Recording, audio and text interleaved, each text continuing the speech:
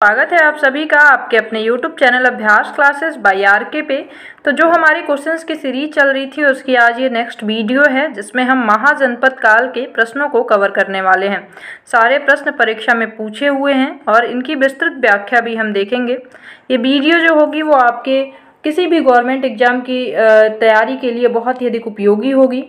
Mainly ये RRB, NTPC, CGL या फिर एसएससी के कोई भी एग्जाम, यूपी पुलिस कांस्टेबल, इन सभी परीक्षाओं के लिए बहुत ही अधिक उपयोगी होने वाली है। तो अंत तक बने रहिएगा। आइए स्टार्ट करते हैं और प्रश्नों को देखते हैं। तो आज का जो हमारा पहला प्रश्न है कि निम्नलिखित विकल्पों में से गलत जोड़ी का चयन करिए। तो इसका सही उत्तर क्या है? बिंबिसार। बिंबिसार गुप्त वंश के शासक नहीं थे, ये हर्यंक वंश के शासक थे। इसलिए ये कथन जो दिया गया है ऑप्शन वो क्या है? गलत है। आइए इसकी व्याख्या देखें। तो बिंबिसार ने 544 ईसा पूर्व में मगध पर हर्यंक वंश की स्थापना की थी।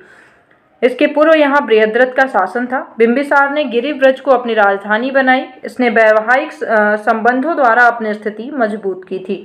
बिंबिसार ने लिच्छवी शासक चेटक की पुत्री चिलन्ना, कौशल राज प्रसेनजीत की बहन महाकोशला तथा मद्र देश की कन्या क्षेमा से विवाह किया। काशी महाकोशला देवी के साथ दहेज में मिला था। तो ये भी ध्यान रखिएगा, जो काशी नगरी थी वो महाकोशला देवी के साथ दहेज में इनको प्राप्त हुआ था। अगला प्रश्न देखते हैं। बिंबिसार डैश का शासक था। तो बिंबिसार किसके थे? तो हर्यंक। बिंबिसार मगध के शासक थे और किस वंश के थे? तो हर्यंक वंश के शासक थे। तो ध्यान रखिएगा, इसका सही उत्तर क्या हो जाएगा? ऑप्शन नंबर ए हो जाएगा। अगला हमारा प्रश्न क्या है? अगला है निम्नलिखित में से कौन सी मगध साम्राज्य की राजधानी थी? इसमें से कौन सी मगध साम्राज्य की राजधानी थी? तो राजगीर जो थी ये मगध साम्राज्य की राजधानी थी। इसके विषय में विस्तार से जाने तो मगध प्राचीन भारत के 16 महाजनपदों में से एक था। यह बौद्ध काल में उत्तर भारत का सबसे शक्तिशाली जनपद था। इसकी प्राचीन राजधानी राजगृह, जिसे राजगीर भी कहते हैं, या फिर गिरिव्रज थी। कालांतर में मगध की राजधानी पाटलिपुत्र स्थानांतरित हुई। हालांकि शिशुनाग के शासनकाल में राजगीर मतलब कि गिरिव्रज के अतिरिक्त वैशाली नगर को भी दूसरी राजधानी बनाया गया था, जो बाद में उसकी प्रधान राजधानी बन गई थी। अगला प्रश्न देखते हैं। अगला हमारा प्रश्न है कि आर्य संस्कृति के सर्वोच्च काल में गंगा घाटी के जनपद जो संख्या में डैश थे महाजनपद बन गए थे। तो कितने महाजनपद थे? तो ध्यान रखिएगा 16 थे। अब इनके बारे में अगर विस्तार से बात करें तो 6ठी शताब्दी ईसा पूर्व में 16 महाजनपदों का उदय हुआ। ये 16 महाजनपद पूर्व में आर्य संस्कृति के सर्वोच्च काल में गंगा घाटी के 16 जनपद थे। इन 16 जनपदों का उल्लेख बौद्ध ग्रंथ अंगुत्तर निकाय तथा जैन ग्रंथ भगवती सूत्र में देखने को मिलता है।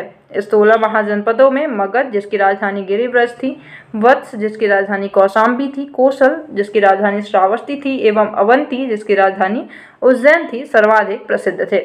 प्राचीन भारत में राज्य या प्रशासनिक इकाइयों को महाजनपद कहा जाता था। तो ध्यान रखिएगा, राज्य या फिर प्रशासनिक जो भी इकाई होती थी उसे महाजनपद के नाम से प्राचीन काल में जाना जाता था। अगला हमारा प्रश्न है कि प्राचीन काल में अवध को किस नाम से जाना जाता था? तो इसका सही उत्तर क्या हो जाएगा? कौशल।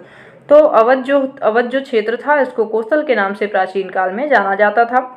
6वीं शताब्दी ईसा पूर्व में भारतवर्ष 16 महाजनपदों में विभाजित था। प्राचीन काल में अवध को कौशल नाम से जाना जाता था।